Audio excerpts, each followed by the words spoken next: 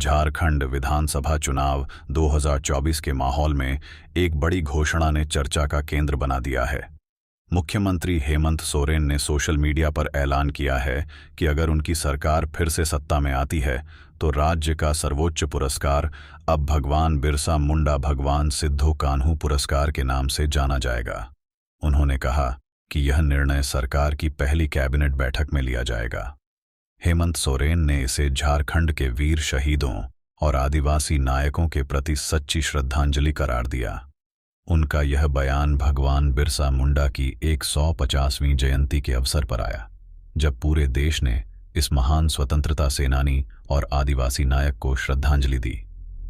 भगवान बिरसा मुंडा, जिनका जन्म 1875 में हुआ था, आदिवासी समुदाय के अधिकारों और उनकी भूमि के संरक्षण के लिए हमेशा याद किए जाएंगे।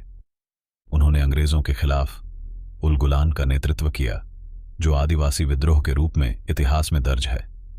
महज 25 साल की उम्र में उनकी मृत्यु हो गई, लेकिन इतने छोटे जीवन में उन्होंने अपने संघर्ष से आदिवासी समाज को प्रेरित किया। राष्ट्रपति द्रौपदी मुर्मू, प्रधानमंत्री नरेंद्र मोदी और कई अन्य नेताओं ने भी इस अवसर पर बिरसा मुंडा को श्रद्धांजलि अर्पित की। इसी बीच झारखंड में विधानसभा चुनाव का माहौल गर्म है। पहले चरण का मतदान हो चुका है, जिसमें 15 जिलों की 43 सीटों पर वोट डाले गए।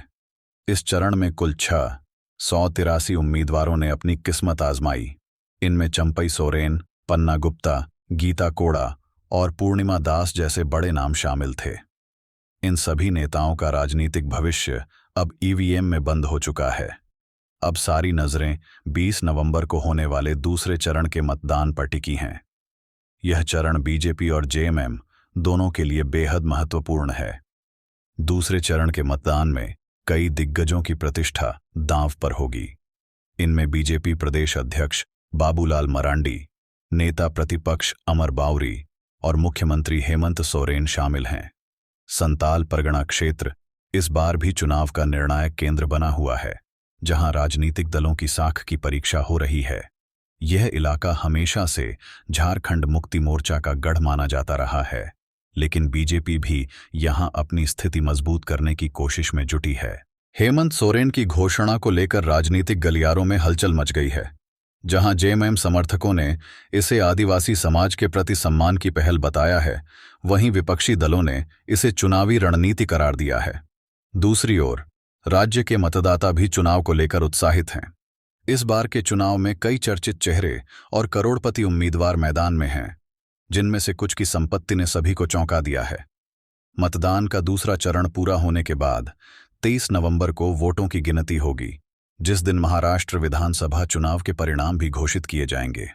झारखंड विधानसभा की 81 सीटों पर हो रहे इस चुनाव के नतीजे न केवल राज्य की राजनीति को नई दिशा देंगे, बल्कि यह तय करेंगे कि जनता ने हेमंत सोरेन के कामकाज को कितना समर्थन दिया है। झारखंड का राजनीतिक भविष्य इन नतीजों के साथ स्पष्ट होगा। इस पूरे चुनावी परिदृश्य में एक बात साफ है कि झारखंड के मतदाता इस बार बेहद जागरूक नजर आ रहे हैं। चाहे वह बिरसा मुंडा की विरासत की बात हो या राज्य के विकास की उम्मीदें, हर मुद्दे पर चर्चा हो रही है। देखना यह है कि चुनाव के नतीजे क्या संदेश देते हैं और राज्य की जनता किसे अपना नेता चुनती है।